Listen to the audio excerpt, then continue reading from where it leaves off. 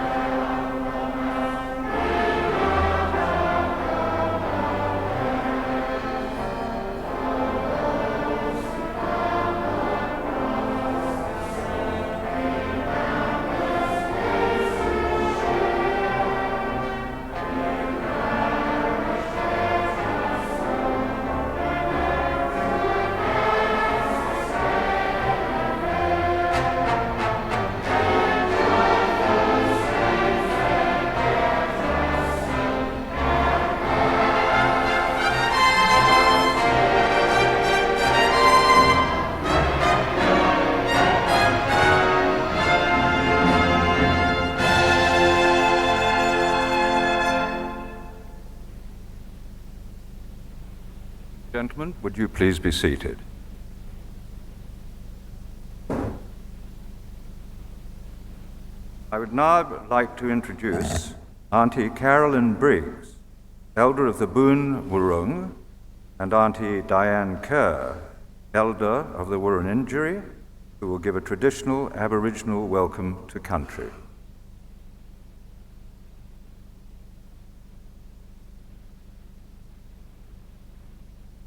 Really was 4 days of ceremony. Everybody would have to.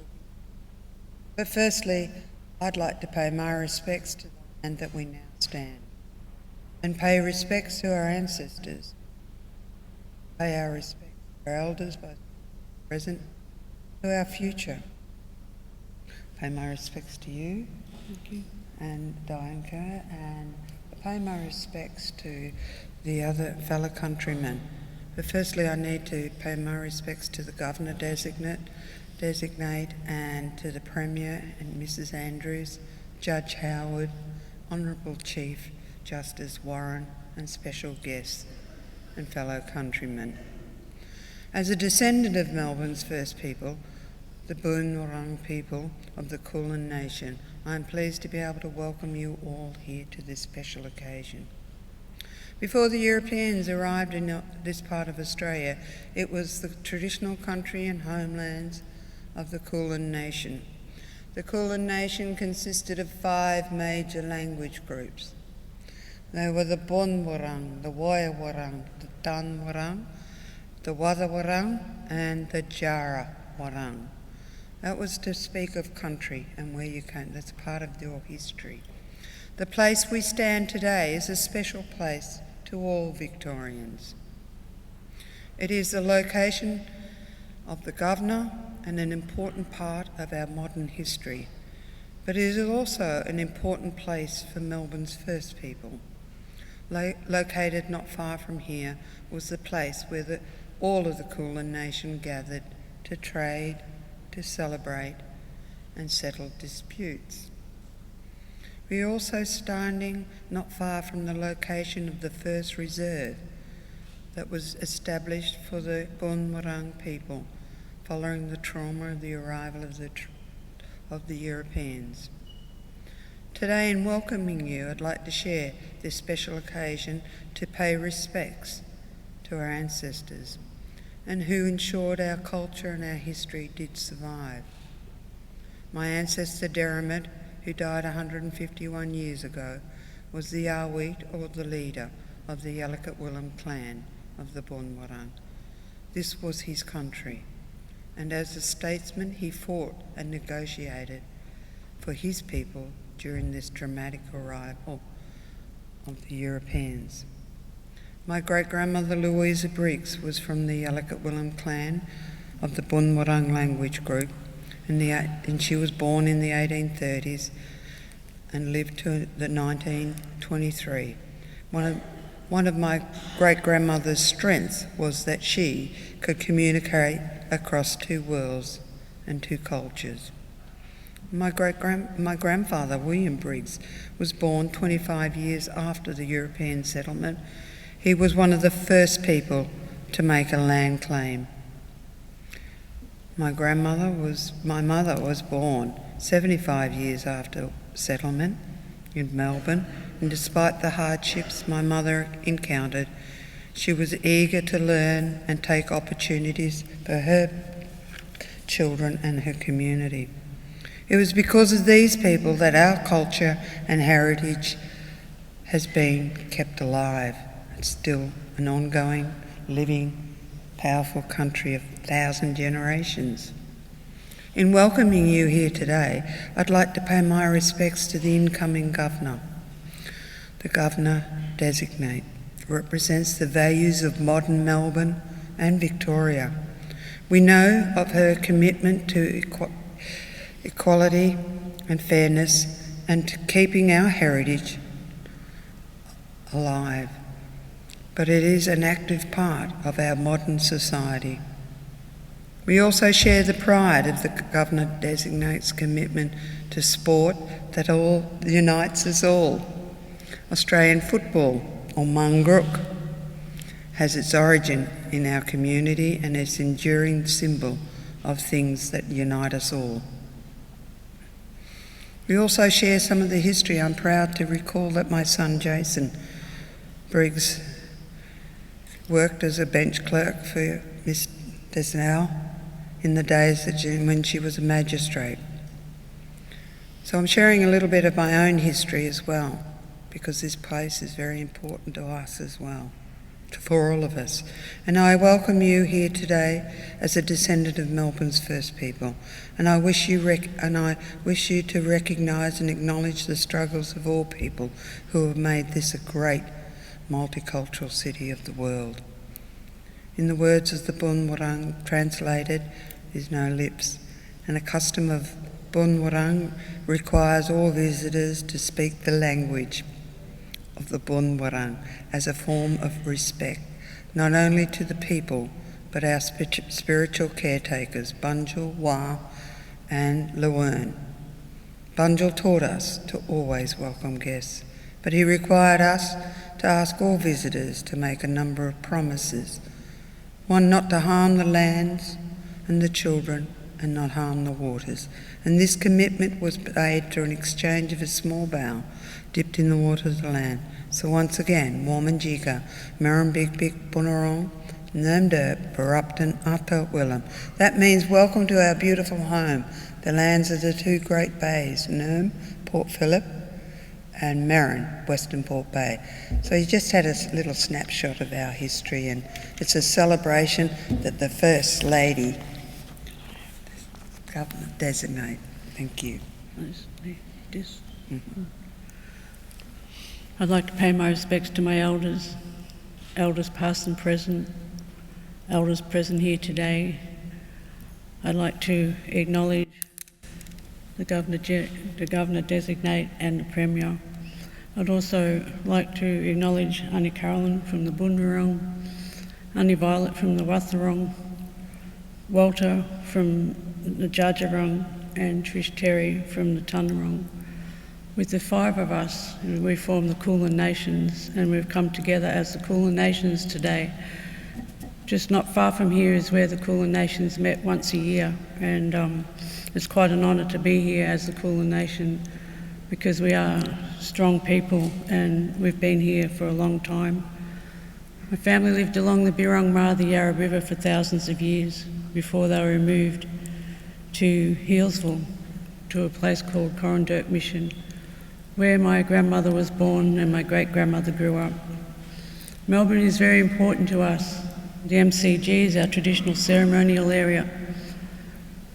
The grounds between the Royal Children's and the zoo is a meeting place for the Kulin Nations. Federation Square is a meeting place for us and the Kulin Nations. So Melbourne has very historical, precious memories, and it's an honour to be here today on behalf of all of our ancestors of the Kulin Nations to be able to welcome you. I'd like to ask each and every one of you while you are here today to share your stories, to share who you are and where you come from. I firmly believe if we can understand each other, we can live in harmony.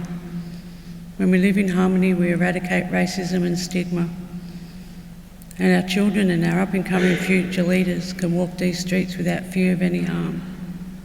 So we offer our hand in friendship with cultural respect and dignity as a symbol so that we can all walk together.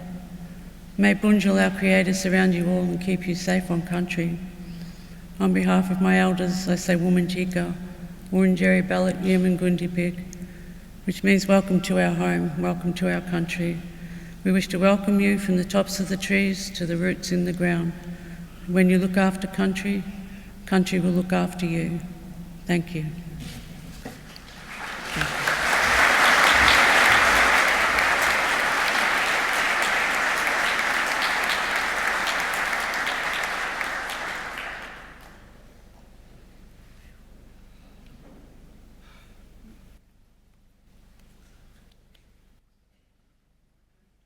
Ladies and gentlemen, on your behalf, I now invite the Premier of Victoria, the Honourable Daniel Andrews, to address you. Thank you, Premier. Well, good morning, ladies and gentlemen. Can I begin my remarks by acknowledging the traditional owners of the land on which we meet, the oldest continuous culture known to human history, and pay my respects to their elders past and present, particularly those elders that are with us today, and thank them for their welcome to country.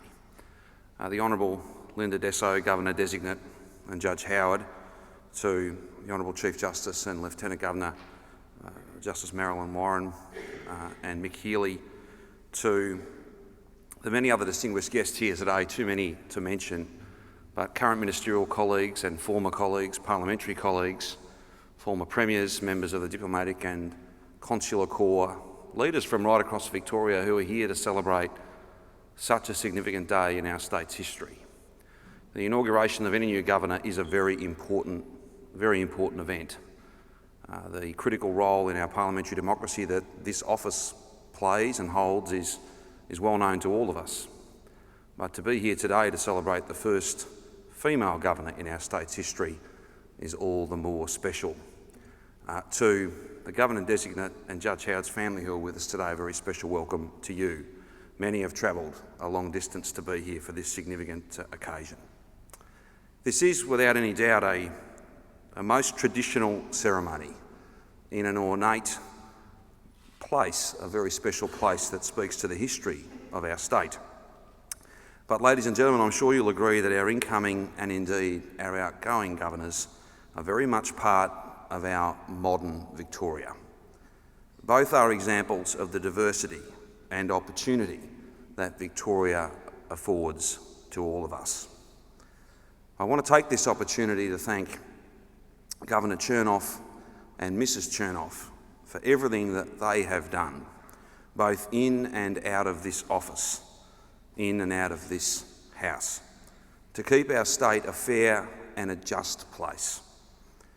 Both Alex and Elizabeth will be remembered fondly by the people of Victoria for their contributions, many and varied, both in this role and before that, in the law, on the bench, the administration of justice, the fighting for all things that are right, the significant roles in higher education, and in many other ways. And today it's appropriate that we give thanks and praise to Governor Chernoff and Mrs Chernoff.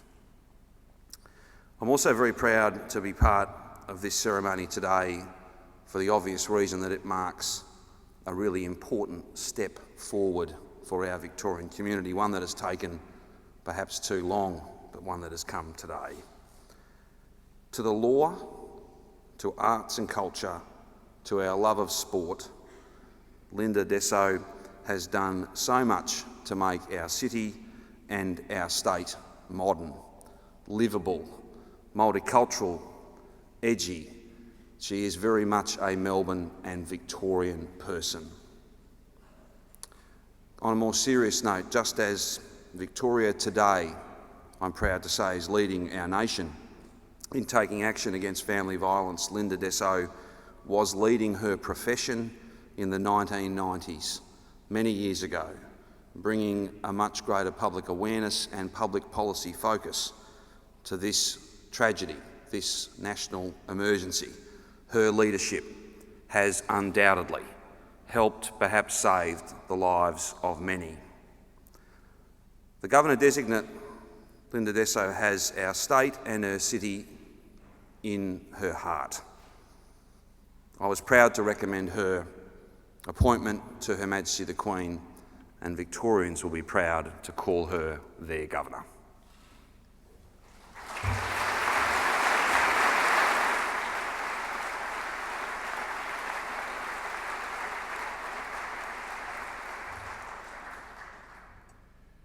Thank you, Premier. The administration of affirmations will now take place. I invite the Governor-designate and the Chief Justice to please move to the signing table.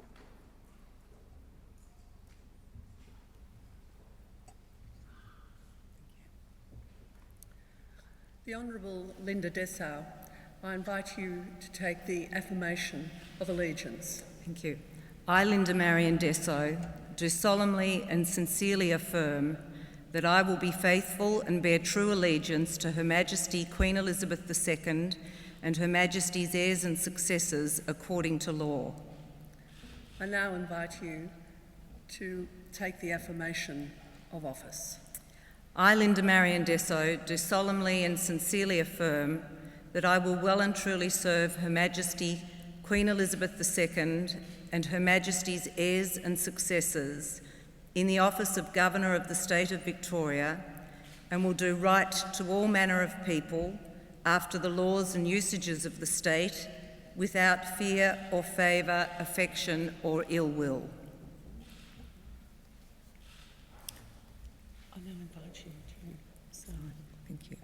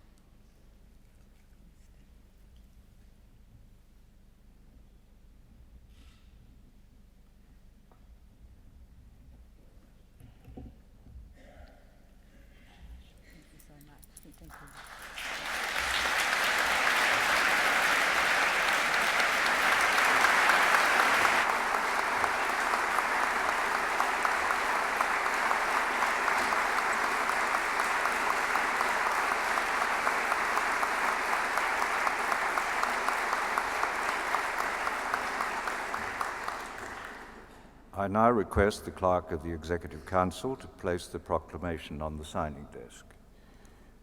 The proclamation announces the assumption of the office of Governor. Your Excellency and Premier, would you please move to the signing table?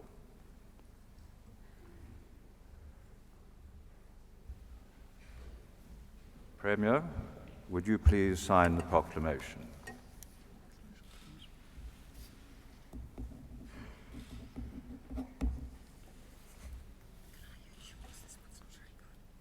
Your Excellency, would you please sign the proclamation?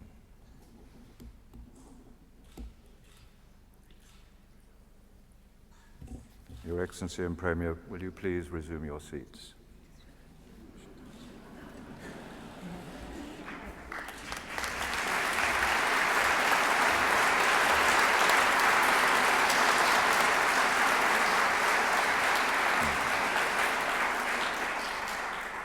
And here really is the punchline. Ladies and gentlemen, Her Excellency the Governor has now assumed office.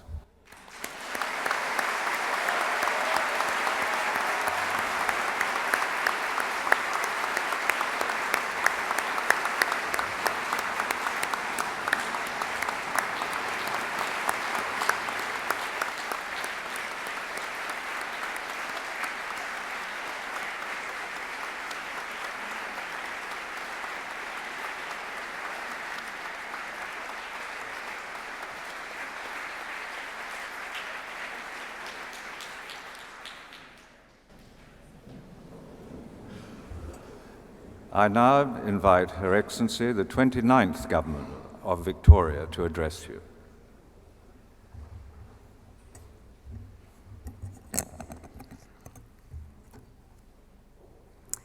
The Honourable Daniel Andrews, Premier of Victoria, and Mrs Catherine Andrews, the Honourable Chief Justice Marilyn Warren, Lieutenant Governor of Victoria, and Mr Mick Healy, former Governor-General of Australia, former Governors of Victoria, former Premiers, other distinguished guests, ladies and gentlemen. May I also acknowledge the traditional owners of the land on which we are gathering. I pay my respects to their elders past and present, and I thank the aunties for their warm welcome to country. Well, I can hazard a guess that when you see me standing here this morning, it is apparent to you that I'm different from the 28 governors who've gone before me. It's obvious enough, and it's been widely noted. I am, of course, the first woman to hold this office. That is unquestionably an honour, and as I have observed elsewhere, one that I hope will be less and less a matter for comment as more and more women inevitably step into more and more roles in this state. However, the issue of difference does prompt me towards a reflection to which I expect I shall return many times during my years in this role. It is quite simply that, despite how obvious our differences may seem to be, there is generally much more that unites than divides us. My gender may be different from the 28 governors who have preceded me. My religious background as well. I suspect too that I'm even noticeably smaller than many. These differences could set me apart, but the differences are in fact insignificant when compared to that which history tells me we all have in common. I doubt that any incoming governor has differed from me in the sense of humility he has felt at his appointment, the sense of commitment he has felt to Victoria and all Victorians, and the ambition he has held to contribute in any way possible to a stable, democratic and prosperous state and a united, peaceful, respectful and caring community. I have certainly seen those ideals played out by the governors in the course of my life, most recently by my immediate predecessor, the Honourable Alex Chernov, and indeed Mrs Chernov as well. When my appointment was announced, I spoke of wanting to be a governor of our times. I said that, conscious that times do change, and that if we are to remain relevant and useful to the people we serve, then we must change too. The times have certainly changed in the 160 years since Victoria's first governor took up this role. They have changed in significant ways. The commencement of Federation in 1901, the passing of the Australia Acts in 1986 are but two examples.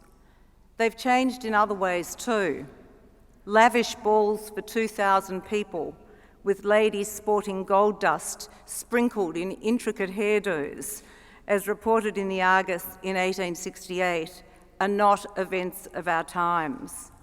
Nor is the practice from around that same time of the governor's spouse and his children performing musical interludes for their guests after dinner. Luckily for our future guests, I might add.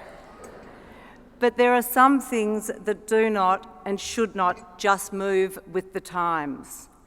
Guarding the Victorian Constitution and protecting our system of representative democracy are not and never should be merely a matter of fashion, nor subject to the whims of a particular era. It's the same when it comes to pursuing cohesion and mutual respect amongst us all. These are the principles that traverse the ages. They are the cornerstones of what we hold dear.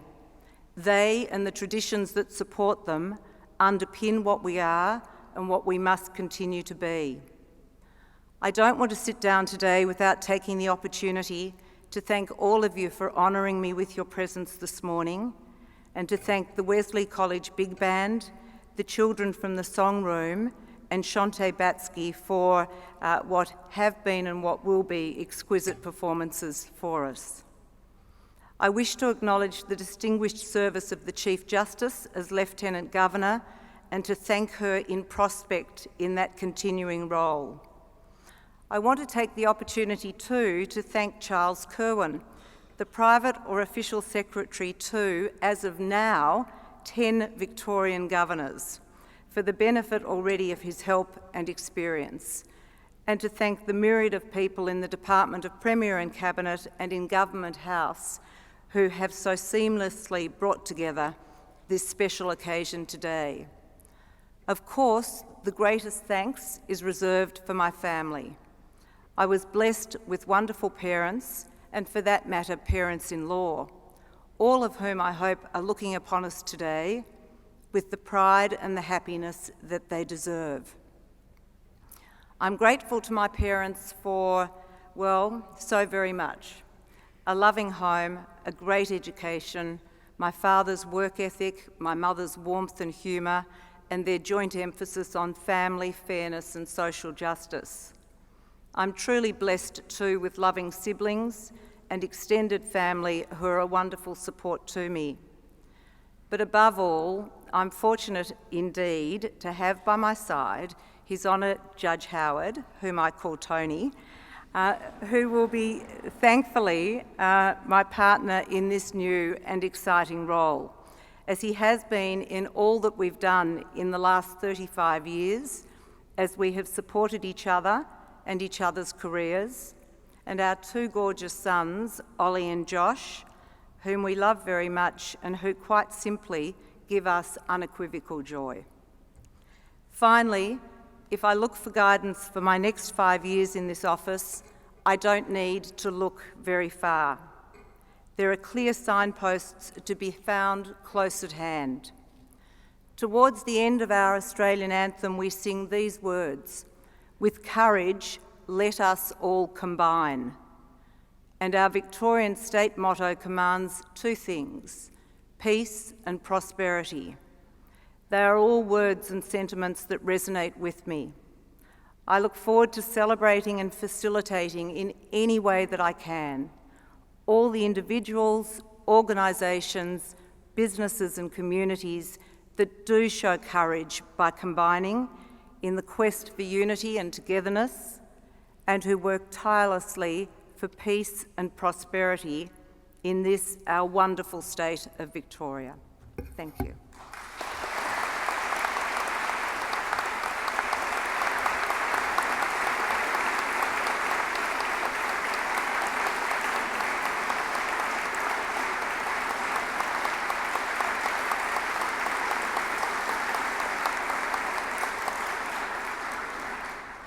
Thank you, Your Excellency. I now invite Wiradjuri Shante Batsky to perform O Mio Babino Caro.